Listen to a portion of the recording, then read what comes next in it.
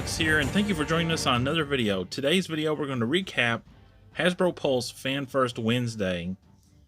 Now, it happened earlier this week, and they unveiled a lot of new action figures and play sets for the Black Series and Vintage Collection. But first up, we're going to take a look at the Bring Home the Bounty reveals from the previous day on Tuesday. And one of the things they unveiled was the Black Series Dark Trooper. This one looks really cool. I don't know why they are just now revealing it. It's not released yet, obviously. I think it comes out sometime in Next year. Yeah, next year. And I just think it's kind of weird that they're just now revealing it, because the Dark Troopers were first shown in Star Wars, in the main Star Wars timeline in canon, at the end of 2020. Yeah, there you can see it's going to be available May 1st, 2023. That is just absolutely crazy. I mean, even this style of Dark Trooper was revealed in The Mandalorian last year. And then they unveiled a Vintage Collection figure, Din Djarin, in the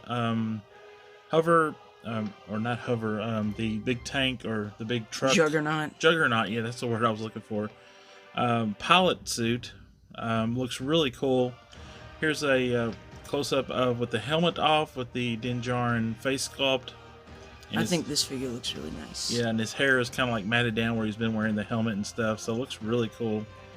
Really nice. 2 reveals for Bring Home the Bounty on Tuesday. Now we're getting into the Fan First Wednesday, and first we're going to take a look at Black Series figures. Now, they started off the live stream with showing off Wave 7 of the Black Series, which includes Ahsoka Tano from The Mandalorian, Echo from the Bad Batch, the Omega from the Bad Batch, the Client from The Mandalorian, and the Death Watch Mandalorian, also from The Mandalorian. So really cool wave, and people have already found this wave at Target stores in some parts of the country. Next up, we have C-3PO. He is the first figure that was unveiled for the Archive wave. And they talked about him having a new paint app, a new brighter gold paint app. But I'm sorry, but the only way that C-3PO is going to look right is if he's like vac metalized. Gold paint is just not going to cut it on this figure. In order to be film accurate, this figure needs to be vac metalized. That's the only way that they can do it. Yeah, who cares if you use a different shade of paint? That's just not going to cut it for us Star Wars fans. You know, we have to have a shiny 3PO, and that's why we prefer the Bandai 3PO way better. Yeah, if you want a film accurate C-3PO, get the Bandai model kit of C-3PO. Next up, we have Lando Calrissian in his Skiff Guard disguise. Really cool figure. I guess it's deserving of an archive release. One of my favorite Lando figures before the General Calrissian Lando figure was released last year. And here's a picture of the packaging. I think it's really weird that they're releasing this figure in the archive, because it just recently came out in the past few years, and I feel like they need to do more Phase 1, Phase 2 era figures for the archive like they used to do. And next up we have Emperor Palpatine, and I'm really glad they're releasing this in the archive, because the only way you could get him before is if you got the deluxe throne, and now we have him just as a single carded figure with no throne, and he's also cheaper. Well, this is actually based on the Wave or Phase 2 Emperor that was released in the blue boxes. So that head sculpt is the same head sculpt that comes on that figure. And he comes with the cane, but he doesn't come with the lightning hands that came in the deluxe release, or those alternate head sculpts. Anyway, this is an upgrade to both of those figures, I guess. And the last figure in the archive wave is Dengar, the bounty hunter from Empire Strikes Back. Really hard figure to find in its initial release. We got really lucky and found ours at GameStop. And I think that's probably one of the other few times that we've ever seen this figure on shelf. Yeah, I think this figure is really cool. I think it does need an archive release with better paint applications, with the photoreal. I think that the head sculpt that's already on it right now on the old one is pretty good, but having the photo reel is even better, so I can't wait for this figure. Yeah, it'll be interesting to see how he looks with the photo reel. And next up, they showed archive pipeline reveals. So this is going to be the next wave of archive figures later in 2022. What they have is Han Solo from Force Awakens, which just I don't understand that one. Why would they be doing Han Solo from Force Awakens in the archive line?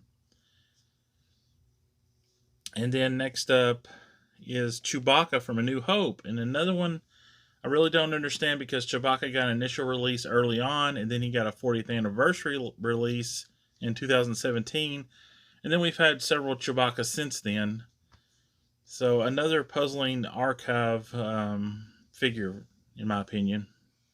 Yeah, I really don't get it.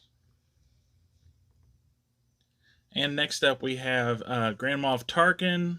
Again, another more modern figure that was just released a few years ago. I think about the time right after Rogue One came out, he came out. And he's not too terribly hard to find. And then the last one is Princess Leia Bush. Now, this one I really agree with. This one definitely needs an archive release. All right, next up, we have the Black Series reveals. And first up, we have the Night Brother Archer. I'm not all too excited for this figure since we just did get the Night Brother Warrior earlier last year. And it's basically just a simple repaint of that figure with a bow and arrow, or maybe just a bow, but with the Night Brother Archer. So yeah, I'm not really all too excited for this figure. Yeah, it's really the Gaming Greats releases have gotten a lot of figures from a Fallen Order. So this is another one from Jedi Fallen Order, and we'll see if this one shows up at GameStop. All right, next up we have the pipeline reveals for the normal Black Series.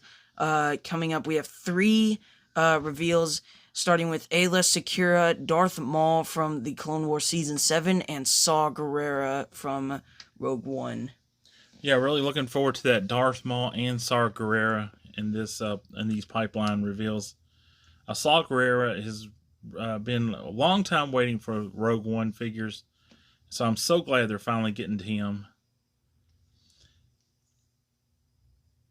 And next up, we're going to look at the Vintage Collection reveals. And first up, we have the 501st Clone Trooper. He's on the skinny Clone Trooper body, so that makes his helmet look a little oversized, but overall still looks pretty cool. And this figure does have the removable helmet with a clone head underneath, sculpted. Yeah, pretty good likeness to Tamara Morrison there. I don't really think this figure needed the helmet to come off, but it's pretty cool. It's just an added detail. I think it's pretty nice. And here is the image of the card. I think that card back looks pretty nice. That image of the 501st Clone Trooper looks really nice. Yeah, it looks like it's from the Clone Wars, the animated series, so it looks really cool. And our next reveal is a re-release of Yoda, and this one looks really good. He has a soft good cloak, got the belt around the cloak. And also he comes with the little bag that he rides in on the back of Luke Skywalker, which is also soft goods, which is pretty cool accessory. Yeah, I can't wait for this figure. I can't wait to add this Yoda figure to our collection. And next up is a image of the card back, and it is the classic Yoda card back for basically all of the Yoda figures that have came out. And it just looks really, really good. Yeah, really nice card back on Empire Strikes Back. And next up we have the pipeline reveals for the Vintage Collection with Anakin Skywalker from Episode 2 and the Mandalorian Commando. And that's from Clone Wars Season 7, right? Yeah. Yeah, that'll be a cool figure. And here is the biggest reveal of the day. They revealed a Vintage Collection throne room from the Book of Boba Fett. This looks really cool. I mean, they have went all out. It actually has HasLab written all over it, so I don't know, what happened there, if they changed their mind or what. But I think this was definitely set to be a HasLab project, and for whatever reason, they decided to go on to make it. So, looks really cool. Comes with a bunch of accessories, the throne chair from Book of Boba Fett, and it also comes with a new Bib Fortuna figure. And here's a image of all of the accessory. I think it comes with like 50 plus accessories, so this is definitely in the range of HasLab, especially the price. Yeah, it's $229.99, so $230 for this set. And in some countries, it can reach up to like 600. Yeah, Australia's 500 something, and then even New Zealand is like over $600, which is just crazy. Now, I mean, the amount of details in this set is amazing. All these little accessories are all fully painted and fully sculpted. Yeah. Looks really cool. So again, I think this was a HasLab, and they just, for whatever reason, decided to just do a normal release on it.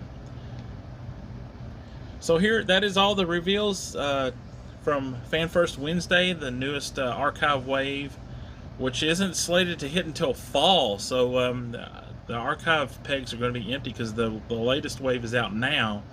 So if this wave doesn't hit until fall, so that's going to create a lot of empty pegs out there. So Alex, which one are you looking forward to the most? I think out of the most, I will probably be looking forward to Boba Fett's throne room, and I think it's really cool with all the accessories it comes with. Definitely not reasonable with the price, with the HasLab price that it has.